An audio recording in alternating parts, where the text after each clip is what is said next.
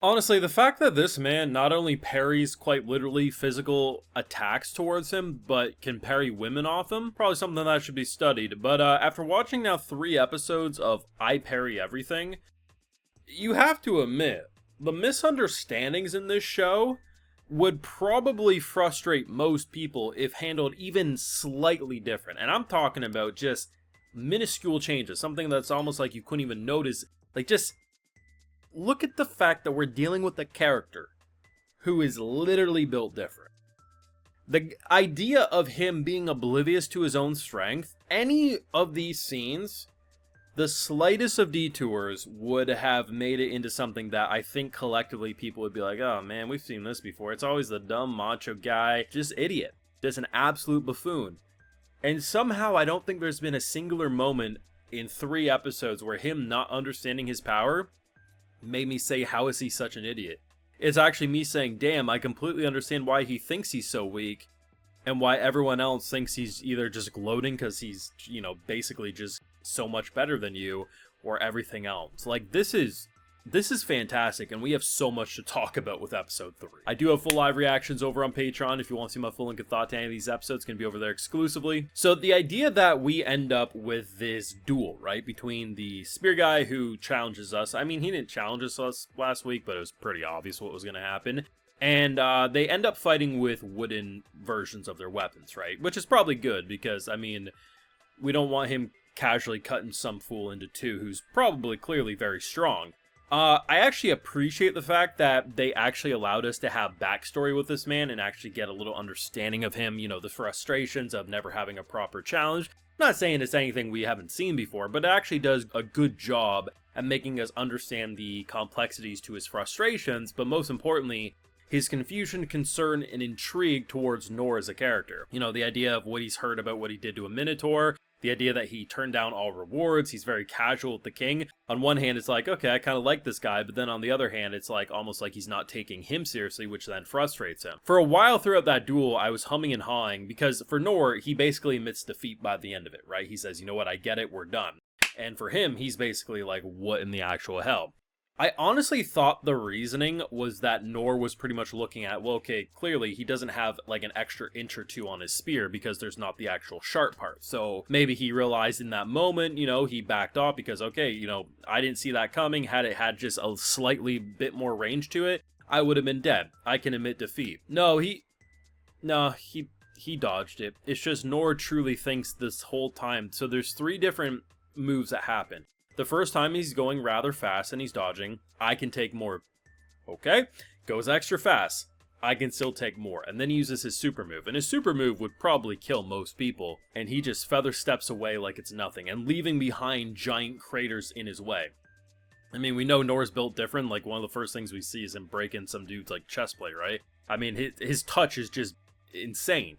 But it's the fact that both of these people have 2 very different opinions of what happened. For Nor, I appreciate someone so strong taking the time to maybe, because I can learn from him, right?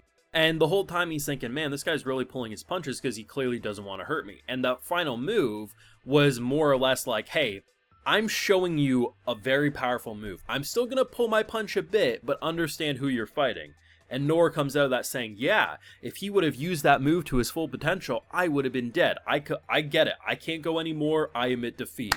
You actually understand why this man who we know could kill this fool if they actually went all out with weapons, and why he looks at it as, this man is basically making it so my people won't look at me as pathetic, because everyone's watching, so he's admitting defeat so he doesn't embarrass me anymore. Both of them have such a level of misunderstanding, yet you understand why both have this level of misunderstanding. Then you add in the princess, who basically is like, hey, I want to be basically your apprentice. And think about it from his point of view, right?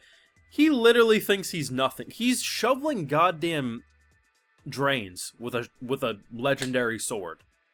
Like, you think this man who basically failed every single goddamn school, who learned a basic thing at each of them at best, thinks he deserves someone who's basically launching elemental blasts of death in the sky? But I have to say, this is what tied it all together.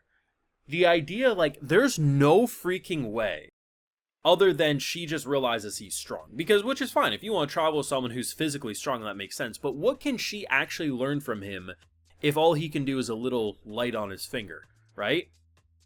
And then we get that flashback. The idea that some 200-year-old Gandalf cheerful fellow's like, hey, here's this very basic spell. But obviously, the more talented you are, the more kind of refined it is. Very beautiful. Very almost like having a star above your finger. And we see what she can do, we saw what he can do, and then he had like a tennis ball level size. Our poor boy has no idea because obviously no one's actually... Because the people who realize what they're seeing is insane are already under the assumption that he knows it's insane, so they're not going to say, damn bro, you're actually insanely strong. And honestly, if he probably did at this point, he'd probably be like, oh, you know, they're just trying to be nice. There's 2 shows this season with insanely strong characters and them not knowing that they're insanely strong. And both the Osanubi Adventure as well as I Parry Everything are doing 2 very different approaches with that, yet both of those characters feel like they're not just the muscleheads of the season who are just, how the hell does Hulk over here not understand that he's strong, right? Like, both of them give you a very different experience of why they're oblivious, or as they start to realize things, and that's so refreshing because they're usually, I'm not going to say it's like every season, but I feel like at least a couple anime seasons a year, there's usually a show like I Parry Everything. Something where it's like, oh, character's very built different but has no idea and he's very stupid about it. So it's kind of weird to not only have 1 but 2 shows that are kind of doing that type of character archetype, yet running with it in 2 very fascinating ways that aren't directly comparable to each other or the generic stuff that we usually see. This show is actually a very pleasant surprise. I'm loving North's character. I love the fact that it's not just weapons that he parries. The fact that the titles of the episodes are I Parry insert whatever happened in the episode is just so fun, but he's literally parrying women and just everything else in his life away. It's fantastic. I really don't even know where you go from here, because obviously, I mean, she's basically under the impression that, hey, okay, if he won't take me on as a page is what they're calling it, but it's basically an apprentice. I'll just tag along, follow where he goes in the meantime, and if he ever thinks I'm worthy, then I'll learn from him, sort of a thing. But still, you know, travel with someone, maybe pick up on some visual details, and he's like, girl, I'm going to clean up shit in the morning with my legendary shovel. We're dealing with a boy who probably wouldn't even wash that shovel after he then decides to make pizzas with it. Like, the disconnect between everyone and Nor is glorious to witness, and I can't wait for more. Let me know what you thought down below, because these are definitely some of the craziest misunderstandings that I've seen so far this year, and I think it's done so beautifully. But let me know your feelings, leave a like if you enjoyed, subscribe if you're new around here, of course ring that bell, and like I mentioned, we got those full live reactions over on Patreon, and hey, while you're over there, I'll also give you a video shout out. So today, we got Hinokaga, Ishta, Mauve, and Jarl Balgruuf. So I appreciate the support, everyone. Please take care. Y'all have a good one.